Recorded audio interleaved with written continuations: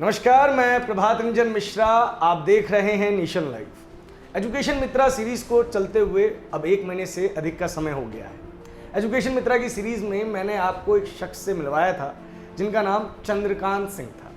Budget schools के एक leader के रूप में आप इन्हें जानते हैं। मैंने पहले ही बताया था कि राइट टू एजुकेशन के ऊपर उनकी अच्छी समझ है। आज खुशी की बात यह है कि चंद्रकांत सिंह जी, जो हमारे एक तरीके से एजुकेशन मित्रा के सपोर्टर भी हैं, उनको डॉक्टरेट की डिग्री से नवाजा गया है। पहले तो आपको ढेरों बधाई सर। बहुत बहुत धन्यवाद। और अब मुझे ये बताइए कि आपको किस विषय में या किस चीज़ के लिए जो है इस डॉक्टरेट से नवाजा गया है? देखिए, शिक्षा का अधिकार भारत सरकार ने हाँ। सन 2009 में इस एक्ट को पास किया जी। और इस एक्ट को पास करने के पीछे उनकी मंशा बहुत अच्छी थी कि भाई भारत का प्रत्येक बच्चा शिक्षित होना चाहिए जी। क्योंकि अगर किसी देश को आगे बढ़ना है तो उसके नागरिकों को शिक्षित होना बहुत नितांत आवश्यक है। तो उस एक्ट में इस बात की व्यवस्था की गई कि 6 वर्ष से 14 वर्ष तक के बच्चों को सबको फ्री और कंपलसरी एजुकेशन की व्यवस्था की जाएगी। और सरकारी स्कूल में तो फ्री व्यवस्था रहती है, लेकिन जो निजी स्कूल है, जो पब्लिक स्कूल है, जो प्राइवेट स्कूल है, इन स्कूलों में भी ईडब्ल्यूएस कैटेगरी के बच्चों को 25% संख्या कम से कम, हम दोहरा रहे हैं कि कम से कम 25% बच्चों को मुफ्त में पढ़ाना पड़ेगा। और जिन बच्चों को मुफ्त में शिक्षा दी जाएगी उसके पैसे भारत सरकार और जिस राज्य में वो स्कूल चल रहा है वो सरकार, राज्य सरकार मिलकर देगी। ये जो आंकड़ा होता है पैसों का, डिस्ट्रीब्यूशन का, 65% सेंट्रल गवर्नमेंट का होता है और 35% स्टेट गवर्नमेंट का होता है जी। तो जब ये एक्ट पास हुआ तो उसके बाद जो दिल्ली की स्थिति बताऊं, क्योंकि मैं आपको मालूम, हम दिल्ली में 21 वर्ष से शिक्षा के इस पावन क्षेत्र में लगे हुए हैं और शिक्षा के अलख जगाने का प्रयास कर रहे हैं।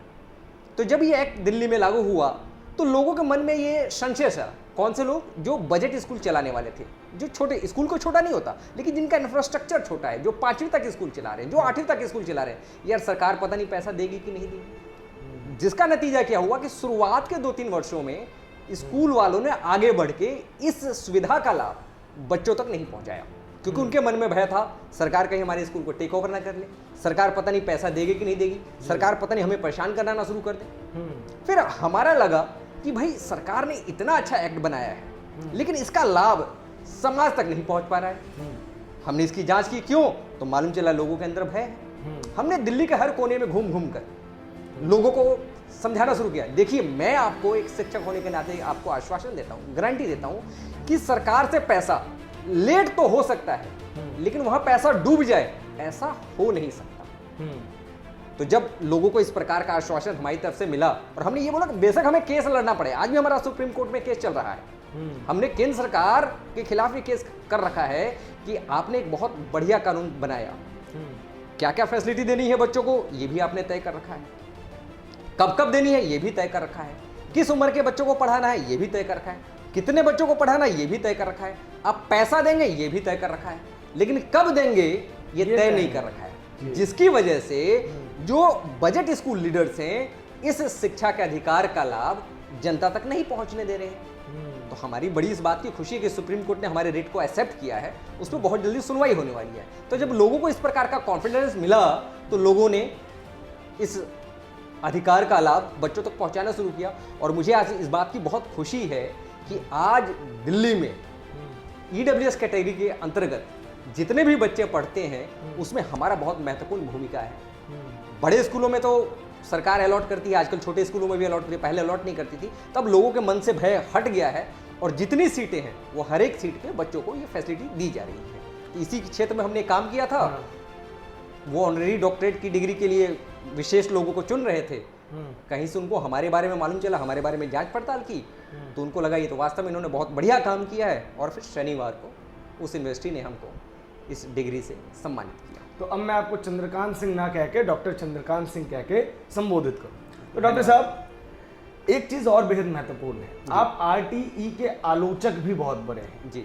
आलोचना का क्या कारण है? देखिए, आलोचना का कारण क्या है, सरकार ने एक बहुत ही बढ़िया मंशा से इस काम को किया। अब उन्होंने केवल 25% क्यों उस पर कैप रखा, हम ये कहना चाहते हैं। आपने इस बात को स्पष्ट क्यों नहीं किया? भाई देखिए, अगर दिल्ली सरकार की हम बात करते हैं, 1,32,000 लोगों ने अप्लाई किया ईडब्ल्यूएस कैटेगरी के तहत। अब 1,32,000 लोगों में से केवल 32 या 33,000 लोगों को अभी तक ड्रॉ में एडमिशन मिल पाया है। 50% सीटें आपने ड्रॉ की, 50% रोक ली। आज इस सेशन का लगभग 5 महीना बीत गया है। तो जो हमारे ये ब्यूरोक्रेट्स लोग हैं, जो अधिकारी हैं, अधिकतर लोग बहुत अच्छे हैं, लेकिन इसमें 2-3 ऐसे दुष्ट प्राणी हैं जो इस व्यवस्था का बढ़िया से इंप्लीमेंटेशन नहीं होने दे रहे हैं। तो इसलिए हम इसकी आलोचना भी करते हैं। अगर हमारे जितने भी ब्यूरोक्रेट्स हैं, वो ऑफिसर हैं, वो बजट स्कूल के लीडर्स को सपोर्ट करना शुरू कर दें। जैसे देखिए, शिक्षक लोग हैं, उनके अंदर भी कुछ खामियां होती हैं, हमारी व्यवस्था उसमें भी कुछ खामियां हैं। तो आप हमारे उस खामियों को उजागर करके उसका सॉल्यूशन क्या हो सकता है, उस सॉल्यूशन की तरफ हमारा ध्यान खींचें। और अगर हम उस सॉल्यूशन को ढूंढने का, उस सॉल्यूशन को दे दें आप, तो उस बीमारी को दूर करने का प्रयास न करें, तब हम दोषी हैं। आप हमें सॉल्यूशन भी ना दें और आप हमारी कमियां पकड़कर हमें एक्सप्लॉइट करें, तो ये गलत है। इसलिए हम इसकी आलोचना भी करते हैं। आज के समय में शिक्षा के संबंधित में अगर बात की जाए तो सबसे बड़ी समस्या आपको क्या नजर आती है? देखिए, 2 बातें हैं। आज की डेट में हम, जैसे कि हम कहें कि पहले शिक्षा और साक्षरता के बीच का लोग फर्क भूल गए हैं। अच्छा। आज की डेट में हर साक्षर व्यक्ति ही अपने आप को शिक्षित मानता है। साक्षरता आपको अच्छा बोलना आ गया, साक्षरता आपको अच्छा लिखना आ गया, लेकिन शिक्षा क्या है कि आपके अंदर इस बात की समझ पैदा हो जाए कि क्या बोलना है, कब बोलना है, कितना बोलना है, किस लिए बोलना है ना। भोजन करना सीखने में कितना वक्त लगता है बच्चे को? 1 दिन, 2 दिन, 3 दिन, 6 महीने, 7 महीने में उसे भोजन करना आ जाएगा।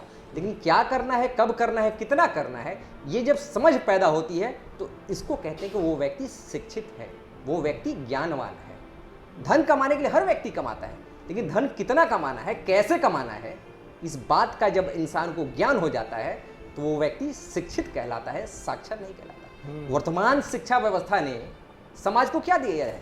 अब देखिए, वर्तमान शिक्षा व्यवस्था की देन क्या है कि प्रत्येक व्यक्ति के मन में निरंतर द्वंद्व चलता रहता है, हम क्या करें, क्या ना करें जी, है ना।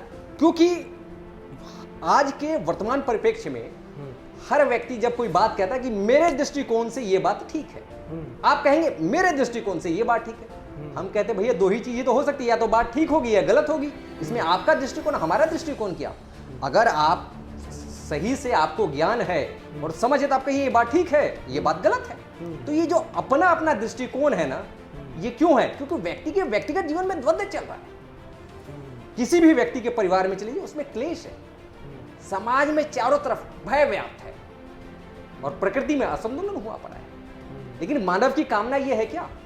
मानव किस लिए पढ़ता है, किस लिए ज्ञानवान होता है, किस लिए प्रभु ने धरती पर भेजा है मानव को? इसलिए कि व्यक्ति के व्यक्तिगत जीवन में स्पष्टता होनी चाहिए।